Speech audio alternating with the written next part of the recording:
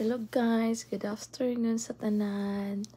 Mag-diskute ta karon about sa Pilipinas. Kaya ang issue karon about kay former Rodrigo Duterte.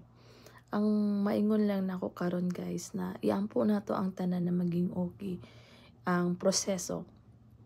Kay na may kuan na magyi sanay kanang maayo na mahitabo gyud kay maayo man siyang tao, dili man siya prasan ng uban na kailangan pag i-cover up ang ilang mga gipangbuhat na mga anomalya, especially karon na kanang nahitabo karon na case ni former Duterte.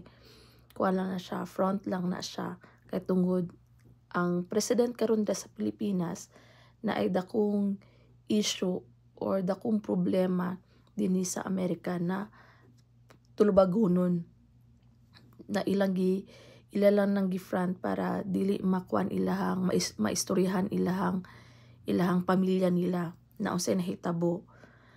So og gusto nila ma-impeach si Sara kay pag once ma-demote ang president, automatically ang vice ang maging president. So yan po natutanan na maging okay ang proseso kay Tatay Duterte. Og guys, dili lang ta magsigi og kay stress about sa kay Tatay Digong, no. Basta magampo lang ta kay ang politics talaga sobra ka toxic. As in sobra ka toxic talaga. So akong maingon na magkahiusa ang tanan para sa maghatag og prayers para kay Duterte o kanang mo suporta ta na maayo ang atuang iingon, dili pras anang social media na magpataka lang na uban na gusto nila na idiin gyud si Duterte kay ngano sila naman ang mga ginabuhat na dautan mo ng mga taong na ginabuhat na illegal na transaction or mga involved sa illegal drugs or sa mga unsa-unsa kay dili sila gusto na maputol ang mga pangit or mga illegal na buhatonon sa Pilipinas. Kay once na ang mag-take over is maayo, good intention sa ihang gisakupan, mawala gyud na tanan, masugpo gyud na tanan. Kay katong si Tatay Digong ang naging presidente before, gisugpo gyud niya tanan, daghan kay siya na kalaban, especially yung mga nagabuhat og illegal transaction din sa Pilipinas at saka yung mga illegal businessman na wala nagbayad og taxes. Kay because na they are businessman, they are powerful, kay dato sila, din na sa magbayad sa ilang taxes. Kaya syempre, unsa raman si Tatay Digong. So ilalang gimaliit nila ang kakayahan ni Duterte before.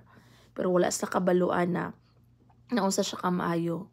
Kay maayo gyud siya na presidente, mo stand gyud siya, mo barog gyud siya kung sa iyang ginaingon sa katawhan, na protektahan niya ang katawhan.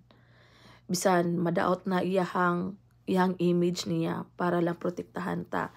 Pero ang kanang mga taong nagabuhat og illegal na buhatonon, wa na ipakialam sa tua. Tan-aw ang sinahitabo sa bansa astuang sa Pilipinas karon. Daghan kay mga illegal transactions like illegal na naga-push mga pusher ng illegal drugs, mga tigulang naga-pusher na mga bata ug nay mga kidney or organs na kidnapping sa mga bata, yung human trafficking, daghan kaayo ug mga businessman na wala nagbayad og taxes. Kay ngano kuan man friend man sila ng mga politiko na nagabuhat pog mga illegal kay ginatagan sila kwarta, suportahan sila kwarta para mutiklop lang. Kay instead mo bayad sila 18 million para sa taxes, muhatag na lang sila 5 million sa mga politiko para mahilo lang baba. Para okay gyapon lang business nila, di ba? So kung si Sara ang mo maging presidente, mapareha siya sa iyang papa niya. Kay pareho silang papa niya buhat o kanang prinsipyo na unahon ang katawhan, ang interes para sa mga tao, dili para sa ila, dili personal interest nila, dili para uban dira karon sa mga politiko na ilaha lang Ginoo na ang ilang sarili lang. Tanaw, muras si Poncio Pilato karon, manghinaw sila. Napoy mga pulis na yes, kasabot ko, follow the order. Pero naamatay utok. Mas maayo pang mukwit ka. Yes, may kuan kayo easy lang giingon. Lisod na siya buhaton, especially kay na mga pamilya. Pero kung maayo mo, dili pwede mo disobey. Kung kabalo mo, unsay kuan law. Pulis mo. Naatay law 1, law 2 si. Kabalo mo unsay jurisdiction. Ngano mo kuan man mo. Dili na siya ma-execute kung wala gikuan sa presidente, no. Pero pwede mo kuan ana, pwede mo dili mo execute anang order ana. Mukwit di ay mo. At least inyong integrity niyo, dignity ninyo na intact ninyo, di ba? Kaysa makakuan mo manghinaw ta.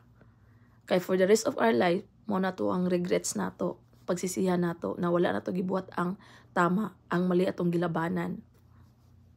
Kay paano pag inyong mga anak o inyong mga apo ang mabiktima?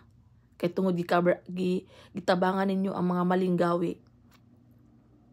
So magmahay mo kung inyong pamilya ang maeksampulan. Karon dili mo magmahay kay nagtuo mo kanay inyong gisuportahan na mali na mga politiko, matabangan mo ug mahadlok mo. Nganong mahadlok man mo kung naamoy karapat, kung naamoy rights, kung tama inyong gibuhat, pwede man mo mukuan. Dili mo follow sa order. Daghag mga pulis na mo kuan, nganong mahadlok man ta. Unsa may una tong kuan ngano maging pulis ta, serve our country. Unsa may pinakatama na buhatonon, mo serve kag sa mali? Bisan daghan ng madamay? Dili, di ba? Unahon nimo ang kamaayuhan para sa tanan. Kabalo na gani mo ang presidente gani, kuan na sa bugani, wag mo gibuhat. Dapat gani impeach na ninyo na. Pero daghag politiko na nikapit sa mga mali, dili nila i-impeach ang presidente. Kay kung mga tarong pang mga politiko ug huna-huna, kung daghan og tarong sa politiko, na-impeach na ng presidente. Pero dili sila gusto na ma-impeach ang presidente. Kay pareho sila gawi.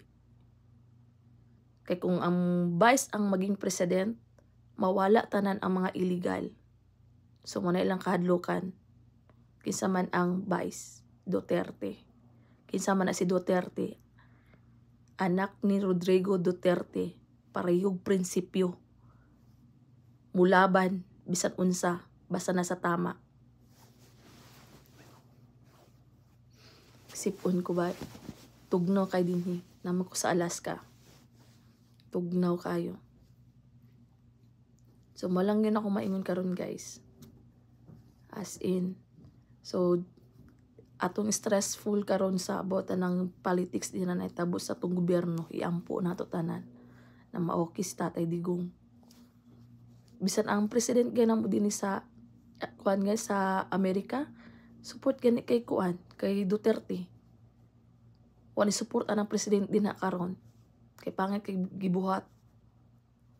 As in pangit kayo. Mora na guys. Di lang ta mga suko pero maka-high blood. Ma-high blood aning politiko ug mga kuan, mga newscaster ug mga reporter pataka-taka ra gyawit. Lamit kay paslakag kwartang baba nila. Kay instead maghatag og maayong balita, magpataka. Iduot pa nilag taman. Maghatod og maling mga informasyon. Maling balita.